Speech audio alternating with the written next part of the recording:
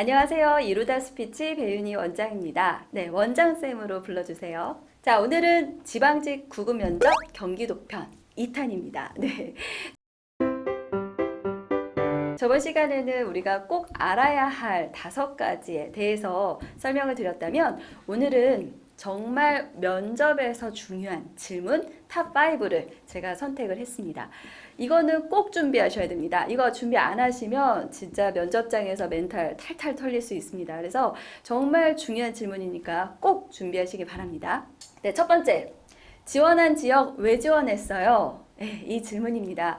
지방직이니까 그 지역에 대한 관심도는 굉장히 중요하겠죠. 그래서 여러분들이 예를 들어 하남시에 지원을 했다. 그러면 하남시 왜 지원했어요? 수원시에 지원했다. 수원시 왜 지원했어요? 이 질문에는 꼭 나만의 답변을 정확하게 준비를 하셔야 됩니다. 처음부터 왜 지원했어요? 라고 질문하기보다는 슬슬 아주 좁은 질문부터 이제 시작하는 경우도 있는데요. 예를 들면 어디 살아요? 이렇게 질문을 먼저 했다가 이 지원한 지역과 좀 다른 데 살고 있으면 그러면 거기 지원하지 왜 여기 지원했어요? 이렇게 질문을 하고 또 더 나아가서 예를 들어 용인에 살고 있는데 성남시를 지원했어요. 그러면 용인시와 성남시를 비교해서 성남시가 좋은 점 말해보세요. 이렇게까지도 질문이 나오기 때문에 지원 동기를 너무 단편적으로 준비하지 마시고 좀 더 복합적이고 다방면에서 여러분이 준비를 하시면 좋겠습니다. 두 번째,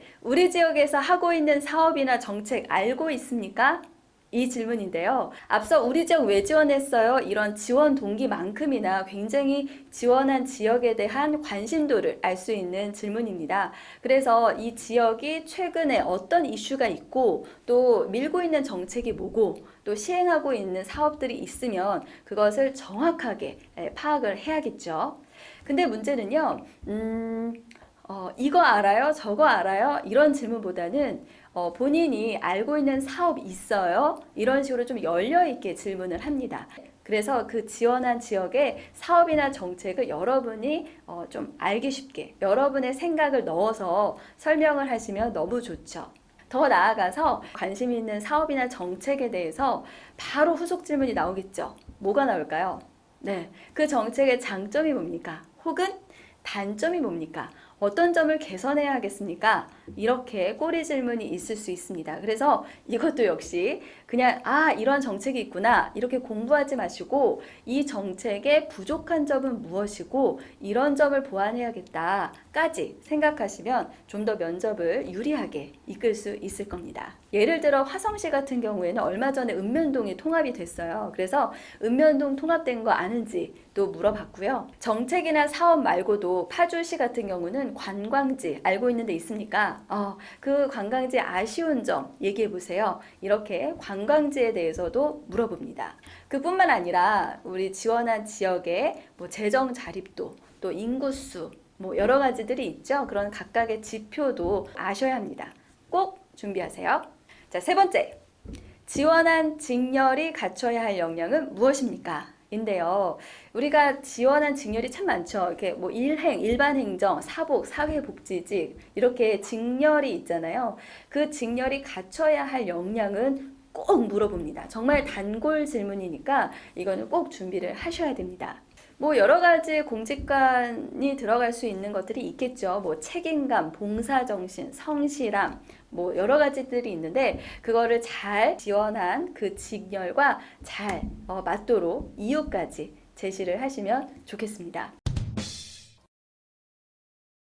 공무원으로서 필요한 역량은 전문성과 책임성이라고 생각합니다.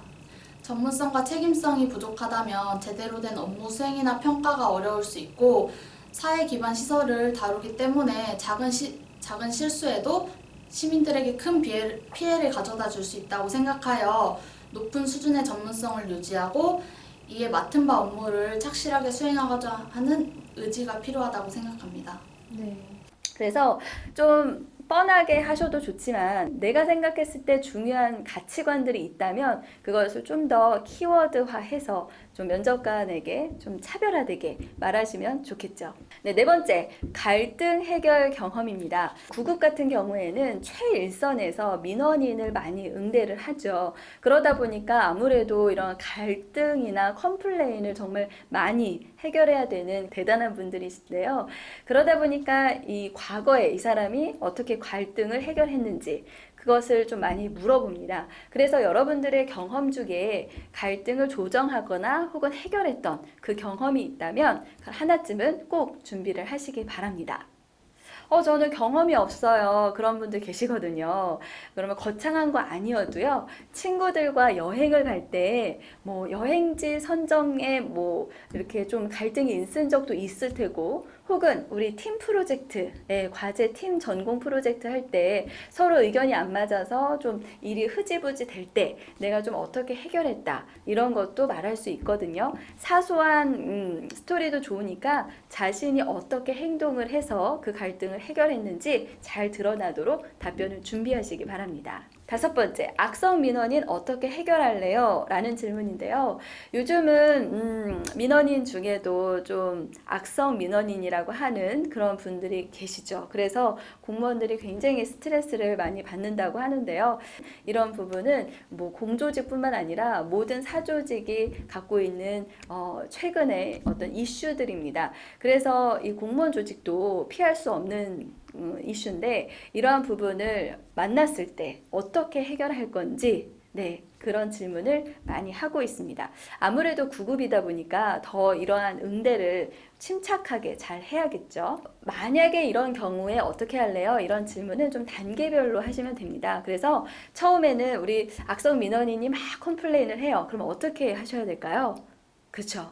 일단은 내 얘기를 하면 안 되겠죠. 네, 일단 화가 나 있는 상태니까 화를 진정시킬 수 있도록 일단은 하셔야 되고요. 그리고 내가 빠르게 해결할 수 있는 부분이 있다면 좀 빠르게 해결을 해드리고 그렇지 않다면 기분 나쁘지 않게 정중하게 문제를 설득을 해 나가는 게 중요하겠죠. 이러한 부분을 답변에 잘 녹여서 순서대로 한번 만들어 보시기 바랍니다. 실제로 지방직 9급 합격생의 영상입니다. 네, 저의 장점은 책임감, 리더십입니다. 저는 대학 시절 여학회장을 하면서 조직원들의 소통을 위해 힘쓴 경험이 있습니다. 저희 단점은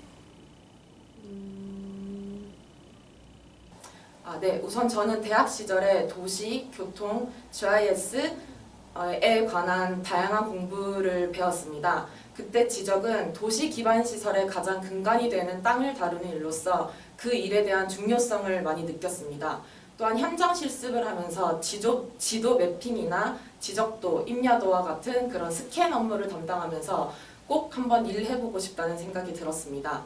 그리고 저는 꼼꼼하고 정확성이 있는 편인데 그 부분이 지적직의 특성과 잘 맞다고 생각하였기 때문입니다. 네, 보시면 어떠세요? 저 영상은 굉장히 좀 시뮬레이션을 하는 영상이라서 많이 긴장을 한 상태지만 정말 공무원이 돼서 열심히 일을 할 그런 각오나 공직관들을 잘 표현하고 있기 때문에 합격을 할 수 있었습니다. 네, 자, 합격생의 영상을 잠깐 보여드렸는데요. 실제 이 지원자분도 처음에는 말을 잘 하지 못했어요. 네, 근데 아시잖아요. 우리 공시생분들 공부하느라 말주변 글주변 이렇게 많이 없는 거 아는데 그렇기 때문에 더 답변을 잘 준비를 했고 답변을 쓸 때도 말하는 것처럼 정말 쉽고 간결하게 정말 직관적으로 잘 드러날 수 있도록 작성을 해서 그리고 말을 반복적으로 해서 내가 정말 이 말을 자신감 있게 할 수 있는지 그런 확신이 들 정도로 연습이 필요합니다. 그래서 스터디를 하시든 뭐 이렇게 학원에 오셔서 전문가의 도움을 받든 어떤 방법을 하는지는 여러분이 선택을 하시는 거지만 뭐든지 요령을 잘 배우시고 그리고 시간 낭비하지 마시고 잘 준비를 하시면 누구든지 공무원에 합격을 하실 수 있지 않을까 싶습니다. 자, 오늘도 유익한 정보가 됐다면 좋아요, 구독 꾹꾹 눌러주시고요. 다음에 저는 더 유익한 정보로 찾아뵙겠습니다. 감사합니다.